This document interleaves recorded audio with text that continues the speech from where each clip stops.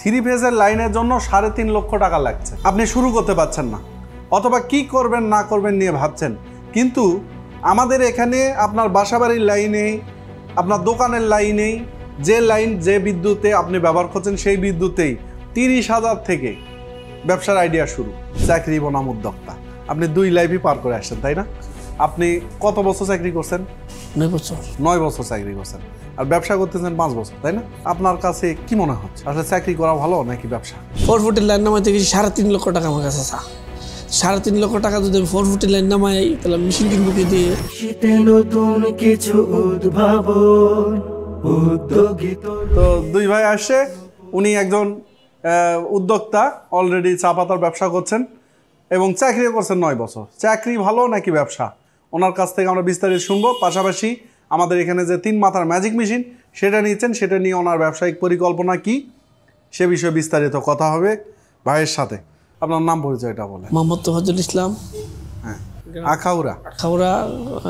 আখাউড়া মুগরা বাজার, সে বামনবাড়িয়া থেকে। এর আগে তো আসছিলেন আপনি? হ্যাঁ, আসছিলাম, দেখে গেছিলাম। বড় একটা তেলের মেশিন দেখে গেছিলাম, আর এটা দেখে গেছিলাম 3 মাথার ম্যাজিক মেশিন। 3 মাসের মেশিন দেখে গেছিলাম। তো এই যে 3 মাথার ম্যাজিক মেশিন বা তেলের মেশিন নেওয়ার যে চিন্তা ভাবনা, এটা কবে থেকে আসছে, কিভাবে আসছে? হ্যাঁ, 3-4 মাস ধরে এই যে ভিডিও দেখতেছিলাম।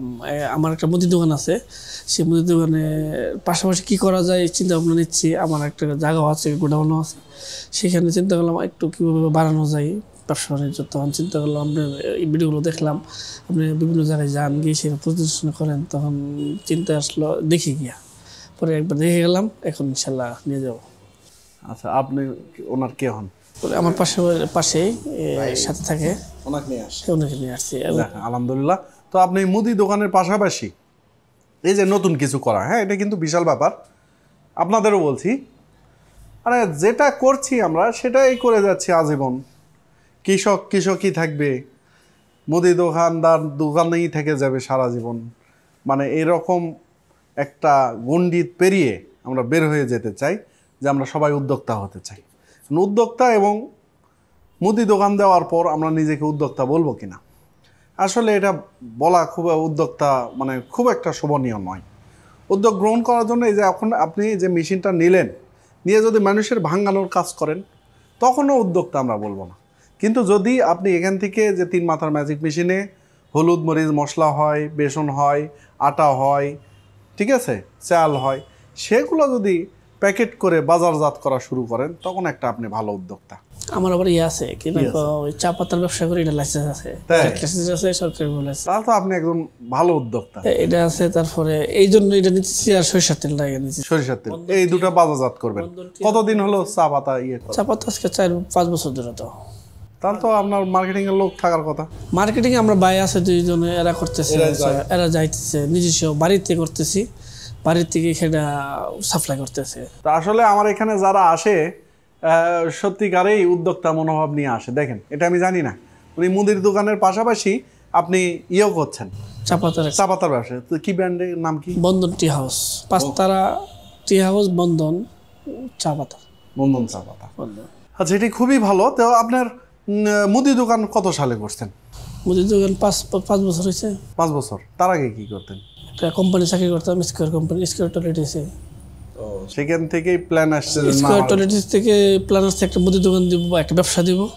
পরে বাইরেরা বললো একটা মুদির দোকান দেওয়ার জন্য, একটা মুদির দোকান দিলাম। দেওয়ার পরে বাইরে যখন আমি চিন্তা করলাম, বাইরে যখন একটা লাইসেন্স আছে, তখন আমি যে কোনো একটা জিনিস করতে পারলে আমার জন্য সুবিধা, আমি মার্কেটজাত করতে পারবো। তাহলে একটা সুন্দর বিষয় পাইছি, সেটা হচ্ছে যে চাকরি বনাম ব্যবসা, চাকরি বনাম উদ্যোক্তা। আপনি 2 লাইফই পার করে আসছেন, তাই না? আপনি কত বছর চাকরি করছেন? 9 বছর। 9 বছর চাকরি করছেন, আর ব্যবসা করতেছেন 5 বছর, তাই না? আপনার কাছে কি মনে হচ্ছে আসলে চাকরি করা ভালো নাকি ব্যবসা? চাকরিতে ব্যবসা ভালো, ব্যবসা তো ব্যবসায়ী। কেমন ভালো? না, অনেক ভালো। ব্যবসা যদি করা যায়, ব্যবসা ভালো, আলহামদুলিল্লাহ। ভালো না? জি ভালো। তো আপনি চাকরি করার সময় অনেকেই চাকরি করতে করতে আসলে ছাড়তে পারে না, বা চাকরির মাঝামাঝি কিছু শুরু করা যায় না। আপনি কোন ইন্সপিরেশনে বা উৎসাহে চাকরিটা একদম ছেড়ে দিলেন, দিয়ে ব্যবসায় ঢুকলেন? চিন্তা ভাবনা ছিল ব্যবসা করব, এখন অনেকবার এই ব্যবসা দিছি, হয়তো আমাদের লাখ হয় নাই। তাই সবাই পিছিয়ে যায় বলে না। আমাদের ছোটবেলা থেকে চকলেট ফ্যাক্টরি ছিল, নাবিস্কুর চকলেটটা ছিল চারেনাড়া নামে, এই চকলেটটা ছিল আমরাই। তারপরও এখানে যে কোনো কারণে মার খাইছি বা নাবিস্কোর চকলেট, নাবিস্কুর চকলেট ছিল আমাদের, আমরা তৈরি করতাম। আচ্ছা নাবিস্কো তো বগুড়াতেও ছিল, নাবিস্কো ওখানে ছিল। এটা কি ওই নাবিস্কো যে 1 টাকায় 4টা পাওয়া যেত? 4টা পাওয়া যেত, হ্যাঁ। কলার ধরনের চাপ দিয়ে সেটা মেশিন দিয়ে সেটা ইয়ে করা, ওটা বানাতেন? ওটা বানাতো। ওটা তার মানে বগুড়াতেও বানাতো, মানে কোনো ব্র্যান্ড ছিল না? না, ব্র্যান্ড ছিল না। ওই চকলেটের ব্র্যান্ড তো আমার সময়ে আসছে, ওই সময় ছিল 1 টাকার করে চকলেট প্রাণ বা এগুলো তৈরি করলো। তার আগে তো কোনো ওই ব্র্যান্ড সময় ছিল না। প্যাকেট ছিল শুধু, আপনি নাম ছিল নাবিস্কু, নাবিস্কু এইভাবে। বিএসটি আর লাগে না, কিছু লাগে না? না, ওই সময় না, এই তেমন লাগছে না, এগুলো লাগছে না। আচ্ছা সেটা করতেন, সেটা আপনার বাবা করতো? হ্যাঁ, বাবা ভাইয়ের তারা করতো। তখন থেকেই মানে ব্যবসার প্রতি ঝোঁক? ব্যবসার যোগ চাকরির সময় আসলে অত মনোযোগ ছিল না, এত মনোযোগ ছিল না। কবে কবে সারবো, কবে করবো, কবে সারবো, কবে করবো, এই আর কি। আচ্ছা, তো শুরু তো করছেন আলহামদুলিল্লাহ। এখন কি আপনার ভবিষ্যৎ পরিকল্পনা কি আসলে? এখন ইনশাল্লাহ এটা দিয়ে হলুদ মরিচ, আমার দোকানে হলুদ লাগে, মরিচ লাগে, হলুদ মরিচ মশলা, জিরা, বেসন, আটা সবই হচ্ছে? সবই হচ্ছে। আর বেসনটা আমার জরুরি, রমজানের বেসন চলে ভালো। আপনি যে প্যাকেট, আমাদের বগুড়াতে অনেক প্যাকেট আছে আপনার হচ্ছে চালের আটার প্যাকেট, এটাও তো আপনি বাজারজাত করতে পারেন। এটা করবো এখন তো, যখন মনে করেন নিচ্ছি, এখন ওইটার সাথে দুইটা যদি করতে পারি তাহলে আমার যখন লোক আছে আমার মার্কেটে যেতে পারবে। কারণ এমনি তো চা পাতা নিয়ে যাচ্ছে, আমি যদি 2-1টা প্রোডাক্ট তাদেরকে কিছু দিতে পারি তাহলে হতে পারে। ওইখান থেকে আমার শুধু চিলটা নিয়ে আসলে তেলেরটাও তো ভালো, তেলেরটা কেন নিচ্ছেন? তেলেরটা নিব, তেলেরটা বাজেট হচ্ছে না? বাজেট হচ্ছে না, আর একটু ইয়াতে আছি, ওই 440 লাইনের জন্য একটু, এটা একটু ব্যস্ততা। তো আলহামদুলিল্লাহ। তো আপনার এখন যারা নতুন উদ্যোক্তা বেকার বসে আছে, অথবা আপনার মনে করেন আপনার মতোই কি একজন চিন্তা ভাবনা করছে যে কি করা যায়, কি করব নিয়ে ভাবছেন, তাদের উদ্দেশ্যে কি বলবেন? না, আমি মনে করি বেকারত্ব না বসে থেকে একটা ছোটোখাটো শুরু করলেই আস্তে আস্তে পারবে। চেষ্টা করতে হবে। এখন করব আমি, যেমন সাধারণত দেখেন শুক্রবার আসলাম, 440 লাইন ছাড়া হচ্ছে না। কারণ আপনাদের এখানে দেখলাম যে 220 লাইন দিয়ে হচ্ছে, তখন আমি একটু চেষ্টা করলাম যে 220 লাইন দিয়ে সেটা যদি হয় তাহলে আমার জন্য তো ভালো। 440 লাইন নামাইতে গেছি 3.5 লক্ষ টাকা আমার কাছে চা।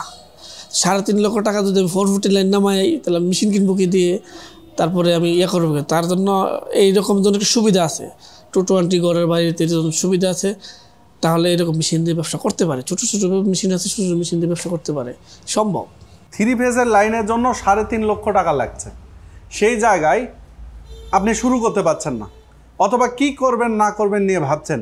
কিন্তু আমাদের এখানে আপনার বাসাবাড়ির লাইনেই, আপনার দোকানের লাইনেই, যে বিদ্যুতে আপনি ব্যবহার করছেন সেই বিদ্যুতেই 30,000 থেকে ব্যবসার আইডিয়া শুরু।